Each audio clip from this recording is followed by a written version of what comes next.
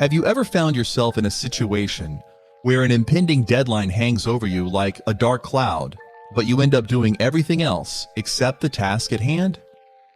We've all been there, and it's called procrastination. But why does it persist even when we know it's counterproductive? To understand the science behind procrastination, we need to peel back the layers of our procrastinatory habits and explore what's going on in our minds.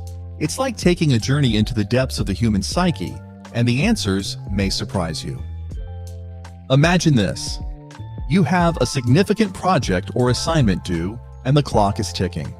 Instead of diving in, you find yourself scrolling through social media, watching funny cat videos, or tidying up your room. It's as if your brain is doing everything in its power to avoid the impending task. But why does our brain do this to us?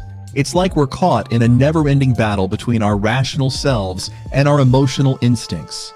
Think of it as a tug-of-war match between the logical captain on one side and the emotional team on the other.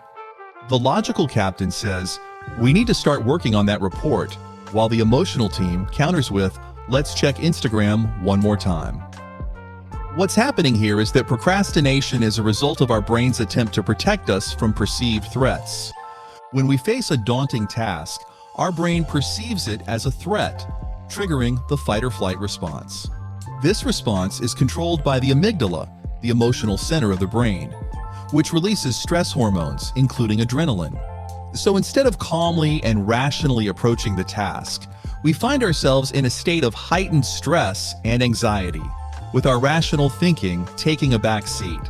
It's like trying to have a productive conversation with someone while they're in the middle of a panic attack. Not the best time for rational decision-making. The key question then becomes, why does our brain view a simple task or assignment as a threat in the first place?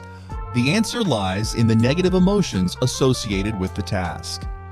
We procrastinate when we anticipate feelings of dread, incompetence, or insecurity. Imagine you're about to jump into a cold swimming pool. As you stand at the edge, you hesitate, feeling the chill of the water. That hesitation is your brain's way of protecting you from discomfort. Similarly, when you face a task that triggers negative emotions, your brain instinctively resists it to shield you from the discomfort of those emotions. Numerous studies on procrastination have shown that people are more likely to put off tasks they perceive as stressful or challenging. Moreover, the perceived difficulty of the task tends to increase as we continue to put it off. It's like the pool getting colder the longer you stand at the edge. But here's an essential point. Not all procrastinators are created equal. Some individuals are more susceptible to procrastination than others. It's like having different thresholds for how cold you can tolerate the pool water.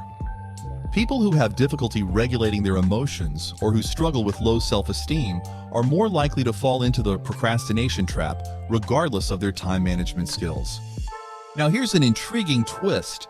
Many people mistakenly label procrastinators as lazy, but in reality, procrastination often results from caring too much. It's like being a chef who is so passionate about cooking that they're afraid their masterpiece won't meet their own high standards. So how do we break free from this cycle of procrastination that leaves us stressed, anxious, and overwhelmed? Imagine you're trying to scale a massive mountain. It seems daunting at first, but with the right strategies, it becomes achievable. Let's explore some practical approaches. 1. Break it down. Just like conquering a mountain, break your tasks into smaller, manageable steps.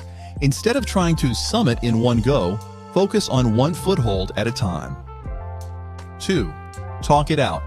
Think of procrastination as a puzzle with missing pieces. Journal about why the task stresses you out and piece together the underlying concerns. It's like finding the missing pieces to solve the puzzle. 3. Remove distractions. Imagine your workspace as a garden. Clear away the weeds, distractions, so that your productive flowers can bloom. Creating a distraction-free zone can significantly improve your focus. 4.